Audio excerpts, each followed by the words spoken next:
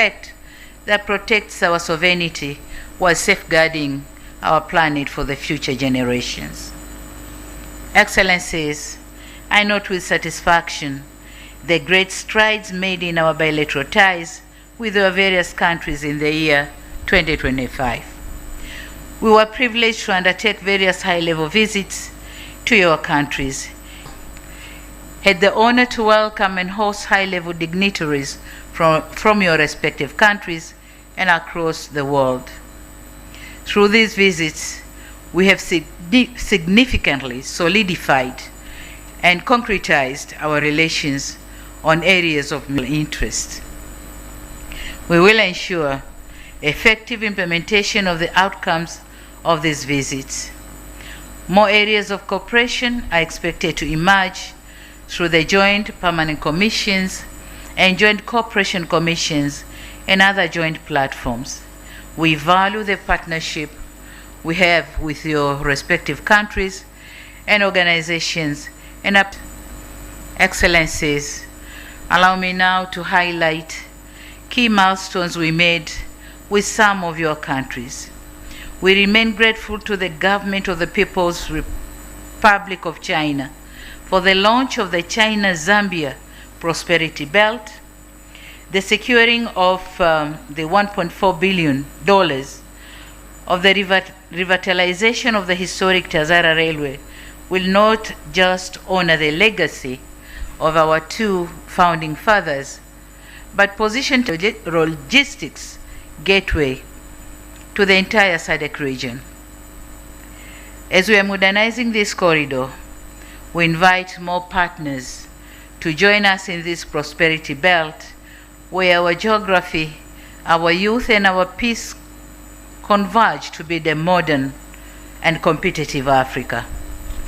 On the other hand, we note with satisfaction our partnership with the Russian Federation through the Mkuju River Uranium Project. This $1.2 billion investment aims to unlock one of the world's largest uranium deposits and move Tanzania beyond resource extraction to secure high-value technology and thousands of industrial jobs for our youth. As for our partners in the United States, our collaboration on $2.1 billion project of the Kabanga Nickel project is a shining example of our not business as usual approach to bilateral cooperation by moving towards a final investment decision this year. We are not just opening the mine, but launching a modern green industrial revolution. We value these partnerships for its commitment to domestic refining and value addition, ensuring our resources are converted into high-quality jobs and shared prosperity. This spirit of open prosperity is precisely why our diplomatic family continues to grow. We warmly welcome the Slovak Republic and Republic of Hungary to the Tanzanian diplomatic community, as the opening of their full-fledged embassies in Dar es Salaam marks a significant milestone in our commitment to deepening economic diplomacy and expanding strategic partnership across European continent.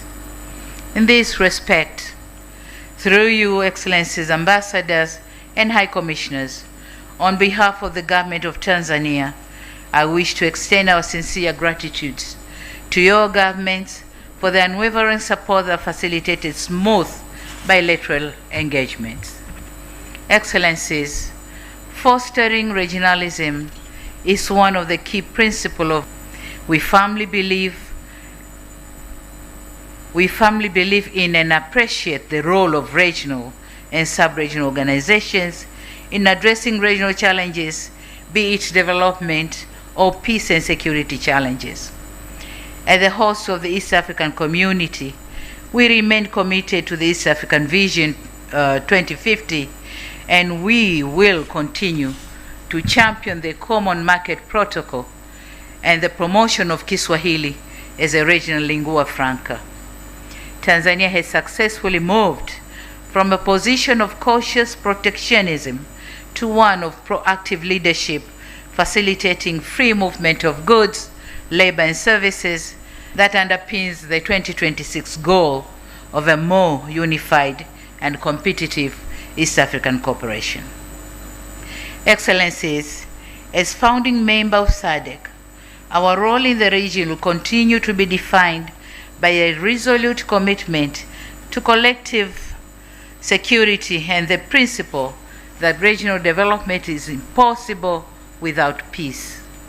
Tanzania can be viewed as a consensus builder for its pivotal role of successfully hosting the landmark joint year to harmonize fragmented peace processes into a single cohesive African-led framework. This summit sent a clear message that just as our challenges are shared, so must be our solutions, reaffirming the mantra African solutions for African problems. Excellencies, on the continental stage, Tanzania's voice has never been more vital. As the third Vice Chairperson of the African Union and a member of the African Union Peace and Security Council over the past 4 years, the United Republic of Tanzania has played an active and constructive role in shaping Africa's governance and peace and security architecture. Guided by a long-standing tradition of Pan-African solidarity and responsible multilateralism, Tanzania has consistently championed diplomacy, inclusive dialogue, and African-led solution as the most effective pathways to conflict resolution, social cohesion, national unity, and lasting stability. Through principled engagement in council deliberations, calm and balanced diplomacy, and steadfast respect to constitutional order, Tanzania has contributed meaningfully to timely responses to conflict and emerging security challenges, thereby enforcing or reinforcing the credibility, unity, and effectiveness of African Union Peace and Security Council in advancing a peaceful, secured, and resilient continent. Excellencies, in addition, we are using our mandate in the AU Bureau to drive the second 10-year plan of Agenda 2063, specifically focusing on African Free Continental Trade Area, and the global elevation of Kiswahili as a tool for trade. In leveraging the African Continental Free Trade Area, Tanzania continues to engage in trade activities, whereas we have recorded positive balance of trade through the African Continental Free Trade Area Guided Trade Initiative. Also, as the champion of women and youth in trade and the African Continental Free Trade Area, I call upon the international community to support the financial inclusion agenda for women and youth to facilitate their involvement in trade. On multilateralism, Excellencies, we are meeting at a time when the global architecture of cooperation is under strain. Growing unilateralism threatens to bypass the very institutions that have maintained global for decades. Tanzania's response to this trend is clear. Multilateralism is not optional. It is essential. Tanzania's commitment to regionalism and multilateralism remains unshaken. In an area of growing unilateralism, we believe multilateral platforms are the only way to balance interests and coordinate actions for the global good.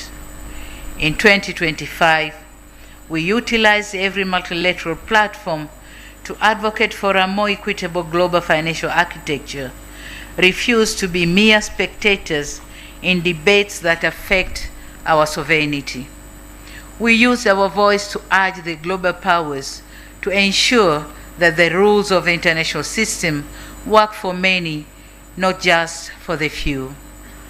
Excellencies, The year 2025 also carried special significance for the international community as the 80th anniversary of the United Nations.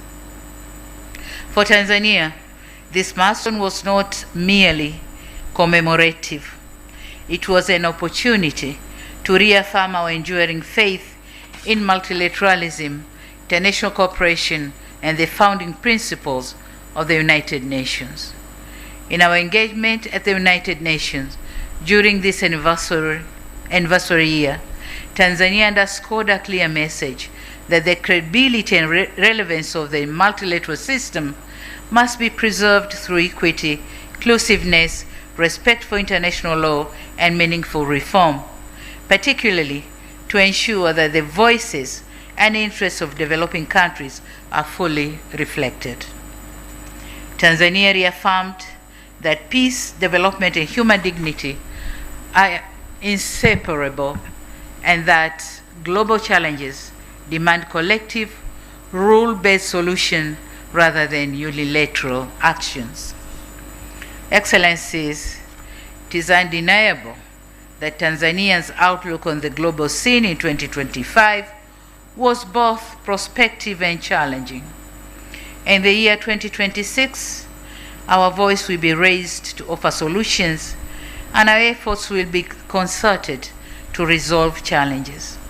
We'll do so guided by our traditional tenets of promotion of peace and stability, good neighborliness, adherence to the principle of non-alignment, non-interference in domestic affairs of other countries, upholding human rights, including the rights to development, and promoting regionalism and multilateralism. Tanzania will therefore not seek to take sides in a divided world, but rather will seek to build bridges that will bring the world together. Our commitment is towards a world governed by law, not by force. Excellencies, it will be remiss of me if I do not appreciate the support rendered by your respective governments to various candidatures of Tanzania in different organizations whose elections was held in 2025. Moreover, in advancing our cultural diplomacy, Tanzania continues to champion the promotion of Kiswahili as a unifying language that connects peoples, culture, and economies across borders. A particularly historic milestone was reached last year with UNESCO's decision to recognize Kiswahili as one of the official languages of its General Conference. This decision of a profound importance, as it marks the very first time a language of African origin has been accorded such status as the organization's highest decision-making body. Thank you very much, UNESCO. In conclusion, Your Excellencies, Tanzania remains a friend for all.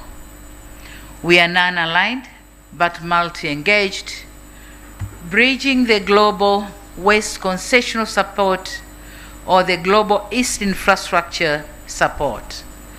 We seek sovereign pragmatism and engage in partnership that respect our autonomy while delivering mutual prosperity. The United Republic of Tanzania is focusing on its future. We seek trade, not aid, technology transfer, not technical assistance. We welcome collaboration in de-risking projects through development financing institutions, export credit, blended finance, and risk insurance. We encourage deeper private sector linkages and strong people-to-people ties through education, skills partnership, and cultural cooperation. We are building a nation that has learned from its past and focusing on its future. I urge you to look beyond the headlines of the past months and see the structural reforms we are undertaking. Our doors are open, our policies clear, and our resolve is firm. Let us move from dialogue to delivery and from shared intent to shared impact. Let us build together for global prosperity. I end my remarks as I began by wishing you, your families, staffs, governments, organizations, a happy and prosperous New Year 2026. To join me in a toast.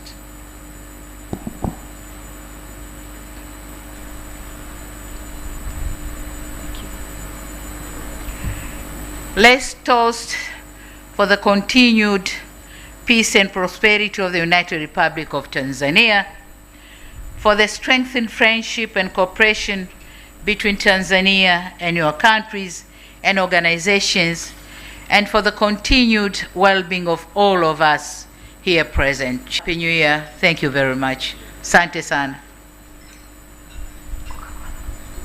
Coca-Cola.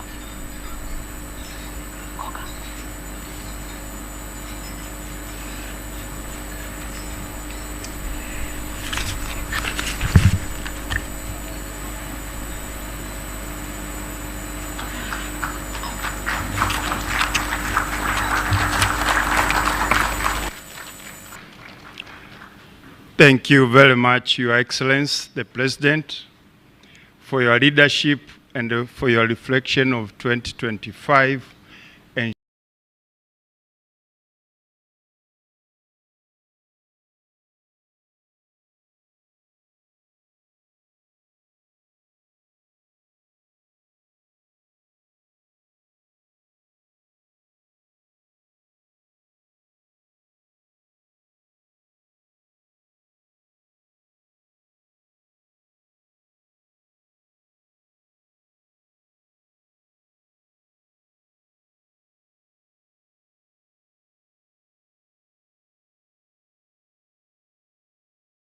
sharing your vision for 2026.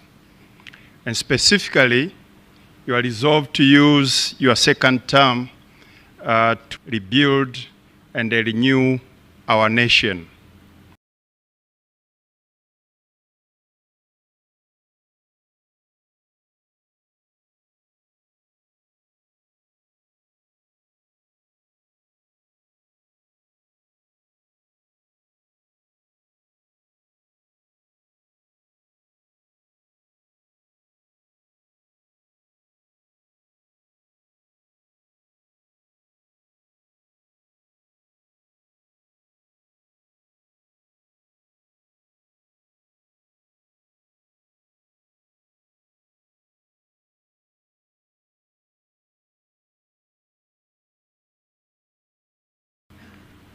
This, Your Excellency, is truly living the saying that life can only be understood backwards, but it must be lived forward.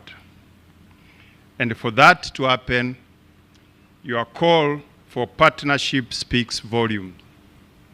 That Tanzania remains a friend for all. Your Excellency, the President, we thank you.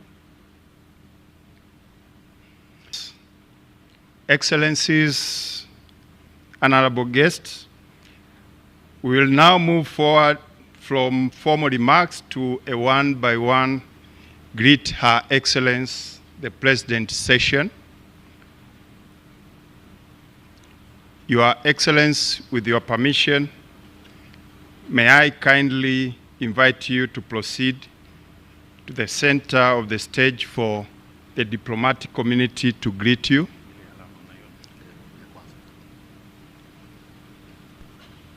Thank you, Your Excellency. Your Excellencies, we kindly request that we keep it brief